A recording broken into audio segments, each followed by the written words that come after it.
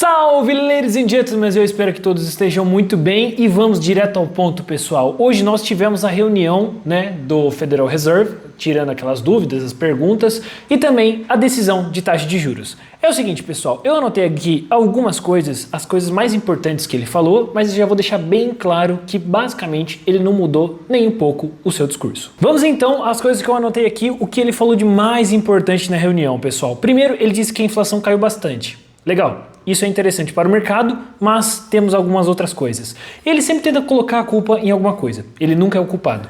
E agora ele encontrou mais uma nova coisa para culpar. Antes ele culpava a inflação, depois foi o mercado de trabalho e agora ele está falando sobre as tarifas. Ele anunciou o seguinte, pessoal: se as tarifas não forem reduzidas, isso pode levar a um aumento da inflação, uma desaceleração do crescimento econômico e também um aumento no desemprego. Ou seja, pessoal, o presidente do Fed, Jerome Powell, anunciou que eles não farão progresso nas metas desse ano se as tarifas continuarem desta forma. E um detalhe importante é que as tarifas estão pausadas por 90 dias, já passou 30 dias, e existem estimativas, projeções de que talvez eles estendam por 180 dias.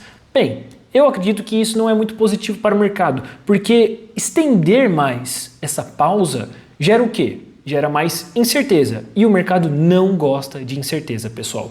Então eu não acho isso positivo. E o outro detalhe mais minucioso na minha visão que eu acabei anotando aqui, que ele comentou o seguinte: o problema da tarifa, pessoal, é que talvez cause uma estagflação. O que é uma estagflação? Basicamente, de uma forma muito simples de se explicar, é a inflação crescendo e o desemprego também crescendo. Ou seja, se o desemprego sobe, ele cresce, o Fed é obrigado, ou pelo menos pressionado, a cortar a taxa de juros e estimular a economia.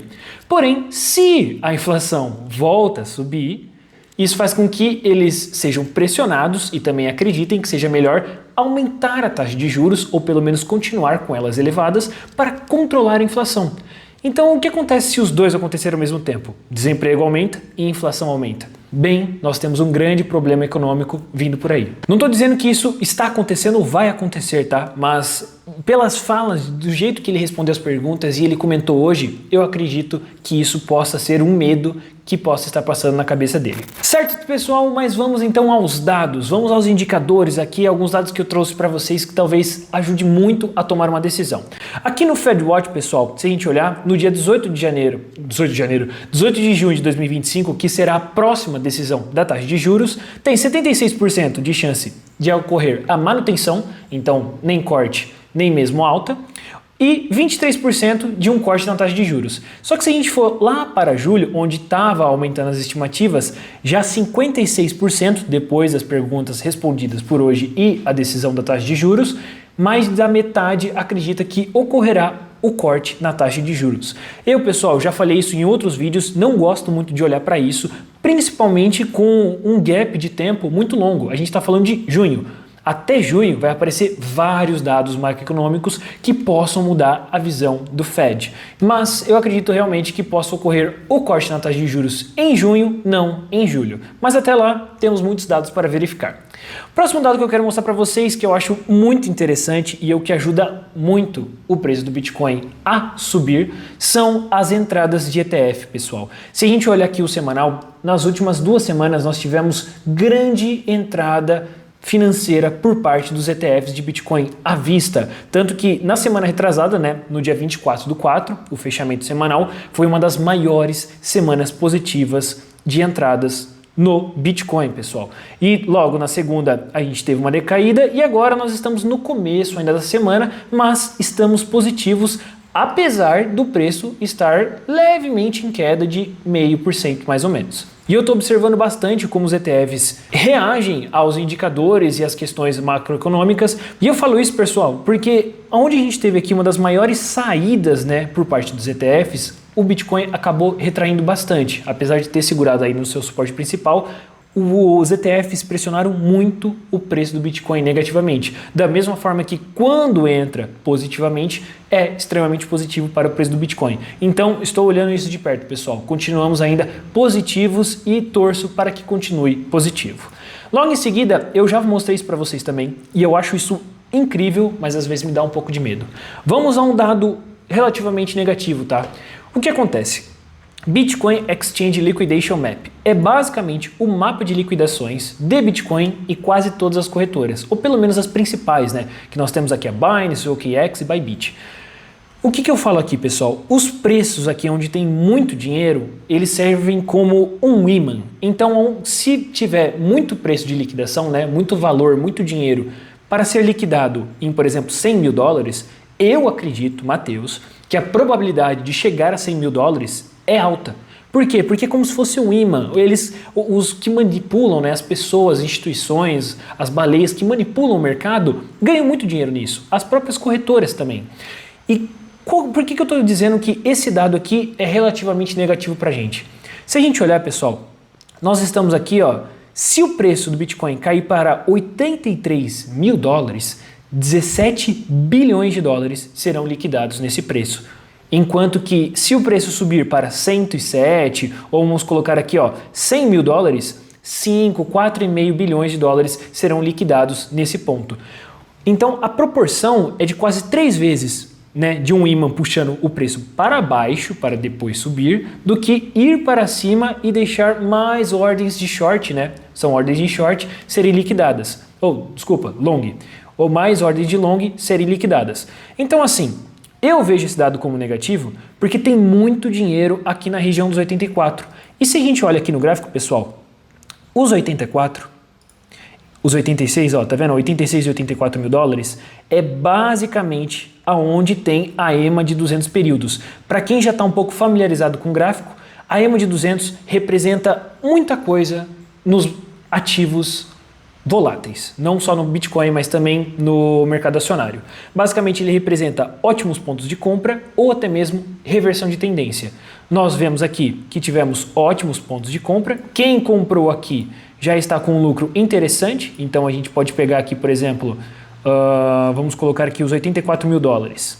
Se a gente pegar aqui os 84 mil dólares e estiver segurando até agora, 13% de lucro. Se a gente puxar um pouco para o ano de 2024, o melhor período para se comprar Bitcoin, por exemplo, foi quando ele estava costurando essa média de 200. Então eu sim acredito que é muito possível, pessoal, nós buscarmos no curto prazo, dentro desse mês de junho, os 84 mil dólares ainda, tá? Não quero que isso aconteça, mas é possível. Olhando mais um dado que eu considero negativo é o Fear and Greed Index. Pessoal, eu não gosto disso aqui com ganância. Tá? Não gosto com ganância e evito comprar também quando está em ganância. Porque, bem, um mês atrás nós estávamos em medo extremo e agora nós estamos em ganância, quase em extrema ganância, sendo que o Bitcoin ainda tem muito caminho ainda para seguir e resistências aqui para passar para continuar subindo, pessoal. E temos que olhar como um contexto macro. A macroeconomia não está tão favorável, pelo menos a economia dos Estados Unidos. Existem muitas incertezas. Então como que a galera está começando a ficar gananciosa, sendo que os juros não foi cortado? As projeções ainda para esse ano são incertas e está tendo um conflito direto entre o presidente do Banco Central norte-americano e o presidente dos Estados Unidos. Apesar de eles terem tido conversas leves, dá para ver a tensão entre os dois. Enquanto um fala para baixar os juros, o outro fala para baixar as tarifas, por exemplo. Então, isso é extremamente complicado. Eu não gosto muito de como está esse dado, tá? Vamos para os próximos. Para quem achava que eu só ia mostrar dado negativo, errou. Vamos nessa. Seguinte, pessoal, tem aqui uns dados muito interessantes. As baleias voltaram a acumular, tá? Baleias que possuem mais de 10 mil bitcoins, baleias que possuem de 1.000 bitcoins a 10 mil bitcoins e também baleias de 10 a 100 bitcoins. Elas voltaram a se movimentar e comprar mais bitcoins, acumular mais. E bem, como todos sabem, a gente sempre tenta acumular junto com elas, porque são elas que comandam o mercado, são elas que possuem a maior quantidade de bitcoins em todo o mercado. Então, pessoal, eu acho esse dado extremamente importante para o preço, tá? E é muito positivo. Logo, o segundo, eu achei muito interessante e também tem que mostrar como que tá essa dinâmica entre investidores de curto prazo e investidores de longo prazo, ou se preferir, long-term holders e short-term holders, é esse dado aqui, pessoal. O que acontece? Os investidores de curto prazo, em um período muito pequeno mesmo, e uma diferença de valor do preço do Bitcoin muito baixa, fez com que mais de 3 milhões de bitcoins retornassem ao lucro. Calma aí, Matheus, não entendi. Calma. Vamos olhar aqui, pessoal. Olha comigo. O que acontece? Quando o preço do Bitcoin estava abaixo de 91, 97, vamos colocar 97, vai. 97 mil dólares, muitas pessoas no curto prazo, short-term holders, estavam no prejuízo. Só o fato do Bitcoin ter subido, vamos pegar aqui, ó, vamos colocar desde essa média, só o fato do Bitcoin ter subido 23%, né, mais ou menos assim, muitos investidores de curto prazo já começaram a demonstrar lucro, tá? Isso é muito positivo para o mercado. Isso está mostrando que as pessoas que seguraram o Bitcoin por um curto período, por mais que elas estivessem por 2, 3 meses no prejuízo, nesse curto período elas já estão no lucro. E essa diferença é muito interessante para o mercado, tá? Então eu comecei a ver esse dado com algo muito positivo para o preço do Bitcoin e eu vou começar a olhar um pouco mais de perto. Não conhecia ele, conheci essa semana, então fica a dica aí para vocês, pessoal. Logo em seguida nós temos esse aqui, ó, Bitcoin Price e o preço médio, né, de custo para os mineradores. O que a gente tem que pegar daqui que é bem interessante para o preço do Bitcoin? Positivo, tá? É positivo também, pessoal. É o seguinte, toda vez que o preço do Bitcoin chega, né, o preço dele chega no custo base dos mineradores, o preço tende a subir. Não é uma regra, mas se nós olharmos aqui o histórico desde sua criação, ou pelo menos desde 2015, toda vez que o preço do Bitcoin passou, né, ou chegou nessa linha verde, que é o custo médio, o custo médio dos mineradores, o preço do Bitcoin fez o quê? Começou a subir, tá? Exatamente como está aqui. E o que aconteceu? Mais uma vez, quando nós chegamos aqui, pessoal, nessa linha, deixa eu apagar um pouco aqui para ficar um pouco menos poluído, né? Tem um monte de linha aqui, um monte de desenho. Vamos tirar esse aqui e esse aqui, ó. Quando o preço chegou, basicamente, vamos colocar esse aqui, nesse período aqui, ó, nesse range, né, de preço de 84, 85 a 74 mil dólares, mostrou provavelmente que era o custo médio feito pelos mineradores. E isso é muito positivo para o Bitcoin. Raramente o preço vai abaixo disso, tá? A gente consegue ver aqui em 2019, depois o preço começou a subir. Em 2020 para 2021 bateu também e começou a subir bastante. Vimos também em 2023, que quando foi o fundo, né, depois da quebra da FTX, que foi lá em torno dos 15, 16 mil dólares, subimos bastante. Em 2024, no finalzinho, a gente bateu nele também, que foi basicamente aqui, ó. Conseguimos ver aqui, ó. Nesse período aqui, ele bateu também. E o que aconteceu depois do preço? Subimos para 107 mil dólares e agora finalmente batemos de novo nessa média de custo por parte dos mineradores. Esse gráfico é muito top para mostrar a força do Bitcoin. Então, pessoal, esse é mais um dado positivo e muito interessante para o preço do Bitcoin. Achou que tinha acabado? Não, eu tenho mais, cara. Eu trouxe muitos dados para vocês que provam que a probabilidade de alta é muito maior do que a probabilidade de queda, tá? Apesar dos apesares, os dados estão mostrando possíveis altas nos próximos meses. Então eu vou confiar neles, tem que confiar neles. Eu preciso ver dados, eu não posso operar notícias, não é mesmo? Aqui nesse site nós temos o Bitcoin Exchange Balance, que é basicamente a balança de bitcoins depositado nas corretoras. E o que nós estamos vendo aqui? Nós estamos vendo as mínimas dos últimos 4/5 anos, pessoal. A última vez que a gente chegou nesse patamar foi lá em torno de 2018, pessoal. E cada vez mais está caindo. O que acontece, né? Qual que é a dinâmica? É muito simples. Quanto mais Bitcoin for depositado nas corretoras, maior a probabilidade de queda. Porque quem está depositando Bitcoin na corretora quer fazer o quê? Vender. Realizar lucro, prejuízo. A questão é vender. Quando estão tirando Bitcoin da corretora, bem, é ao contrário. Eles querem guardar, holdar Bitcoin, não querem vender, não querem movimentar. Então, o fato disso aqui estar cada vez mais diminuindo, estarmos chegando em pontos mínimos desde que só foi visto lá em 2018, é extremamente positivo para o preço do Bitcoin. Para finalizar, pessoal, eu quero mostrar para vocês um último indicador, tá? Não, dois rapidinho, vocês aguentam aí. Seguinte, Bitcoin e o DXY, tá? O que é isso aqui, pessoal? DXY é basicamente a força do dólar contra as principais moedas do mundo. E o que a gente consegue ver a correlação inversa aqui? Toda vez que o DXY sobe, o preço do Bitcoin cai. Toda vez que o DXY cai, o Bitcoin sobe. E nós estamos passando dos suportes principais nunca mais vistos, ou pelo menos só vistos, lá em 2022. Isso mostra que a força do dólar está caindo e o preço do Bitcoin pode, de certa forma, continuar subindo.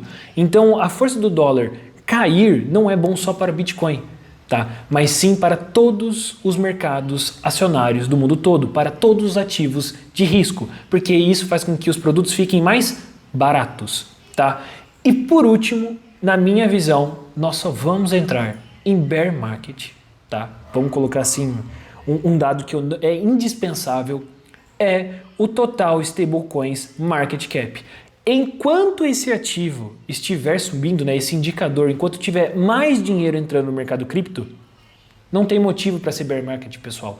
Apesar dos apesares, os problemas macroeconômicos e as notícias, é muito difícil de olhar isso aqui e ver que não para de subir, o mercado não para de crescer, mas investidores estão entrando neste querido Web3 e isso é extremamente positivo para o preço do Bitcoin. Certo, pessoal? Eu quis mostrar para vocês então um resumo bem simples do como foi a reunião do Fed, que é basicamente sempre as mesmas coisas, Ele sempre responde de uma forma extremamente passiva, mas eu quis trazer para vocês vários indicadores que mostram que a probabilidade de alta ainda continua maior do que a probabilidade de baixa. Mas não se esqueçam, é muito importante a gente ter cautela, porque tem a chance, vamos colocar, tem uma pequena chance de a gente regredir ainda e chegar lá em torno dos 85, 86 mil dólares. Nos vemos por aí, até a próxima, pessoal, tamo junto.